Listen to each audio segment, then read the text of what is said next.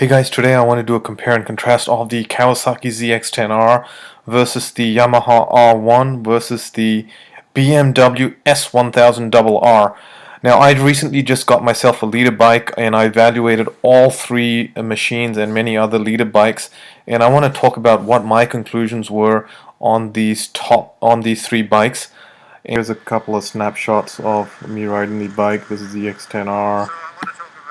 So yeah, I got that, and then here's the BMW, been riding, rode that as well, and then I've got some Yamaha footage stored away somewhere as well. So let's get started. So the first thing I want to talk about is the price.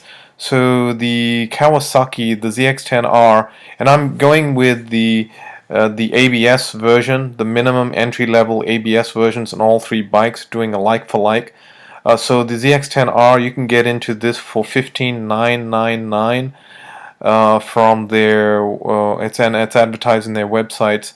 And the R1, you can get this bike, its MSRP is $16,490, and the BMW, to my surprise, it's retails, the MSRP here in the States is $15,690. So in terms of cost, I was quite surprised that the BMW was the cheapest amongst the three. So the BMW wins the price contest. So let's talk about the looks of the three bikes. Which bike looks the best? So this is kind of an individual choice, right? So I think the Kawasaki looks quite nice. I think all three bikes look really good.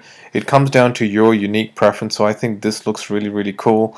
And the R1 is definitely different. It looks very kind of it's got some very cuts, a lot of kind of angles, angle action going.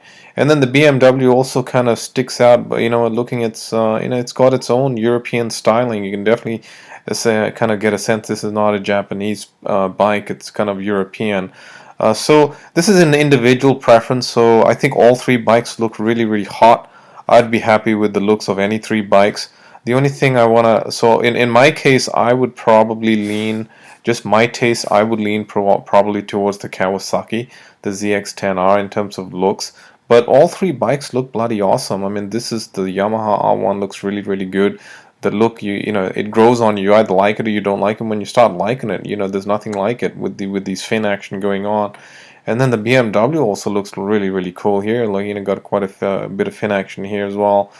The only thing about the BMW is this kind of muffler kind of just doesn't fit in to the bike, and the way the bike's coordinated, this muffler stands out and doesn't look kind of coordinated with this bike in terms of look. Whereas the R1, this kind of blends in, and the ZX10R, the muffler blends in as well. So my choice is, I think the Kawasaki ZX10R looks good, but all three bikes look awesome. So I want to talk about the power now of the three bikes, and I am just amazed that the leader bikes these days, you really got to be aiming for 200 horsepower plus. That's what kind of the benchmark is. The benchmark has just grown.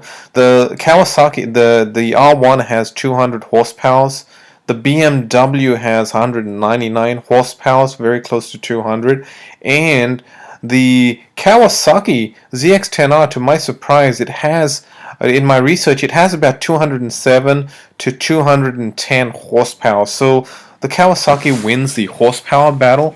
I was kind of surprised this was the winner. I thought the BMW or the R1 would have had more power, but the ZX10R wins the horsepower battle. In terms of torque, all three bikes have very similar torque ratings, but in terms of horsepower, the ZX10R is the winner.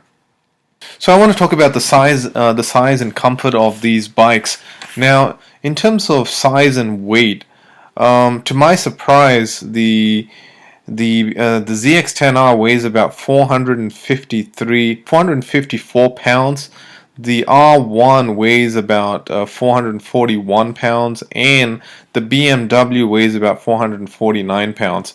I've ridden all three bikes, and really the R1 is the one that feels most like a 600.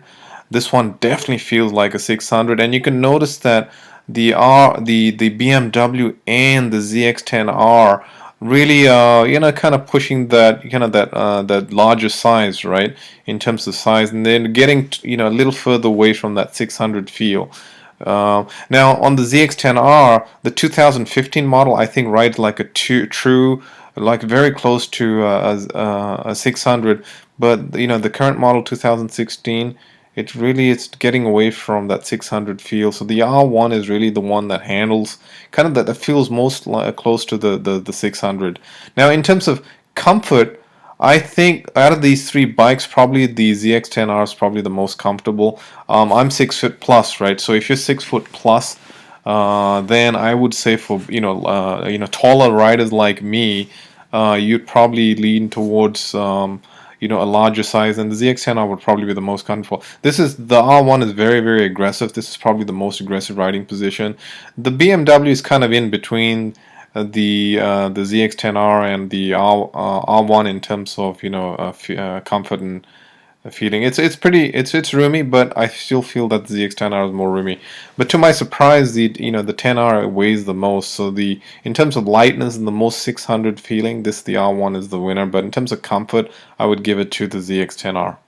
So I want to talk about handling and braking. I think all three bikes, when I rode all three bikes, they just handle and brake awesome. I love the handling and the braking. I felt, the R1 definitely feels a little bit more like a 600 compared to the other three, but they all handle and brake pretty well. The only thing about to point out with the brake is that the R1 has kind of stranded brakes here. It's kind of non-Brembo brakes.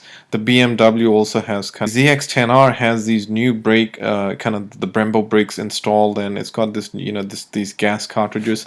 So this has probably got the best brakes, but the others brakes, they function pretty well as well. I mean, the R1 and the BMW functions quite well as well.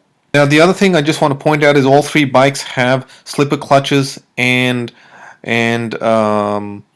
quick shifters. So in today's competition, you really need to have kind of a slipper clutch and a quick shifter. So all three bikes have it. So they're all on par there. In terms of the one that's probably the smoothest gearbox, I felt the BMW had a nice gearbox. The R1 had a pretty good gearbox as well, and and then the ZX10R has got an okay gearbox, and I think from a slipper clutch and gearbox perspective, I felt that the R1 was just a little bit, for me, I felt this one had a better gearbox and a slipper clutch compared to the Beamer and the ZX10R. And that's just, I mean, my personal choice. It could vary with each of you. So before I close, kind of give you which one I think is the best, the leader bike out of these three. The other consideration here is the BMW has the cruise control. You can basically get that as an upgrade, a touring package with cruise control and heated grips.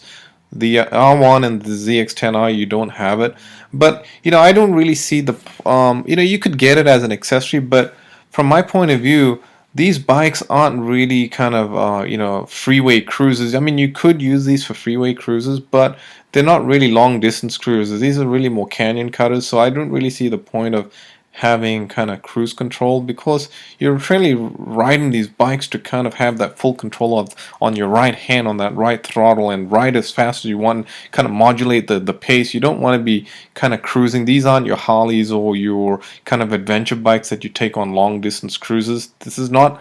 So I don't really see the point of having cruise control on a sports bike, but it does have the option, so it does kind of win out from a kind of an upgrade considerations perspective. But when you get a leader bike, you don't really kind of buy it for cruise control. You try to kind of modulate that right throttle control.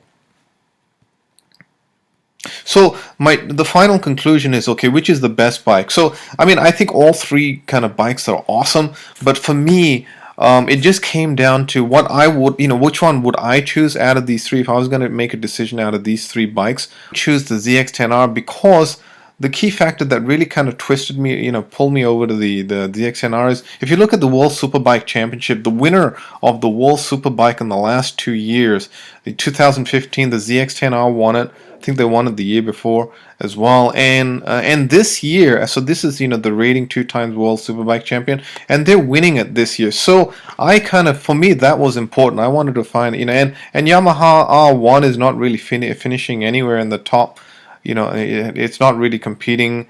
It hasn't kind of won recently the World Superbike Championship. Neither has the BMW S1000RR. So the ZX10R has been winning against the Ducati. So that's what's tipping me over towards, okay, if I was to buy a leader bike out of these three, I would get the ZX10R. So that's kind of my opinion. I would like to own all three in my garage, to be honest. I would love to have these three bikes. But I think the winner for me, in my case, is the ZX10R. Thank you for watching this video. Please do subscribe to my channel, and I just want to say, whatever bike you get out of these leader bikes, you can't go wrong. Just get one. It's just bloody awesome. A leader bike is just awesome. Just ride it hard, get it, ride it hard, and live free, guys. Thanks, bro. Cheers.